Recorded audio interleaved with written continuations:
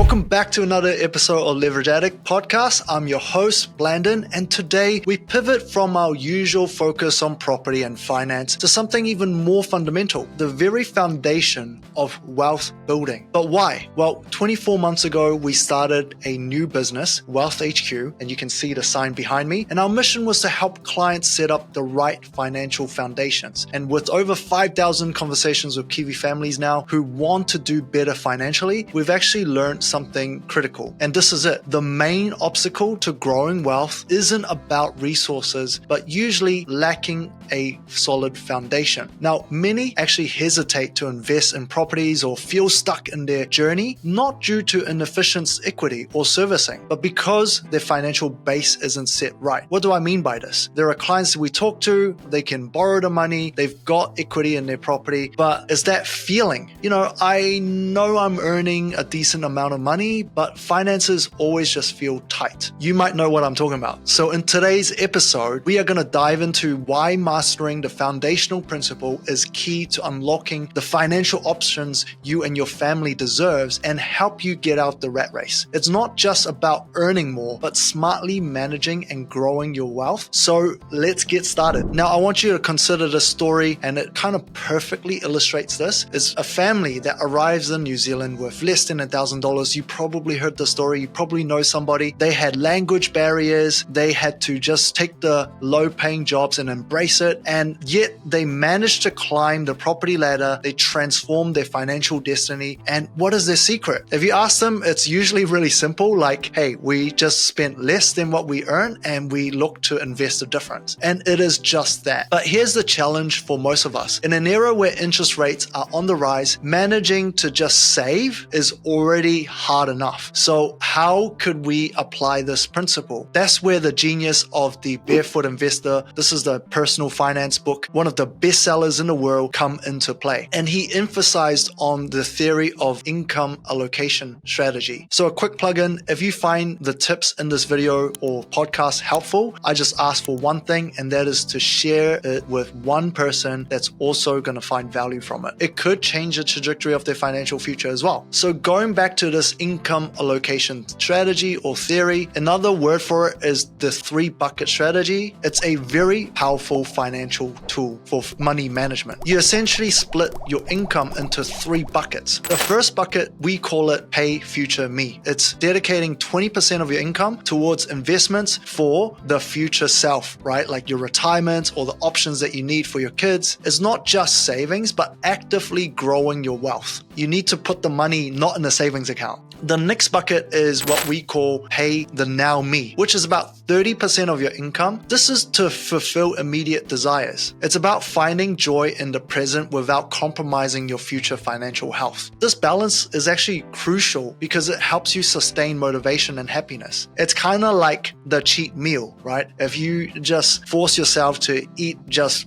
broccoli and boiled chicken breast, you are not gonna be motivated to keep going. So it is very important to set some money aside for that temporary happiness, but at the same time, we are sensible about it and make sure we do the investments first. And then finally, what we call the third bucket is Pay Everyone Else. This is about 50% of your income, and it's gonna cover all your essential living expenses. This structure approach actually ensures you to have your daily needs met and still prioritize the growth and the personal enjoyment. It's a very simple strategy, but why does it work? It comes down to one thing. It does the main thing first, and that is to pay yourself. It sounds so simple, but why does it work? The main reason is because it prioritizes the most important thing, and that is paying yourself first. It establishes a harmony between enjoying the present and sort of securing your future. It's a method that automates discipline and savings. Ultimately, it leads to financial well-being. And remember, the key here is automation, so you don't have to think about it. Now, transitioning into 20, 30, 50 split is not instantaneous. It can be daunting because most of us just can't fathom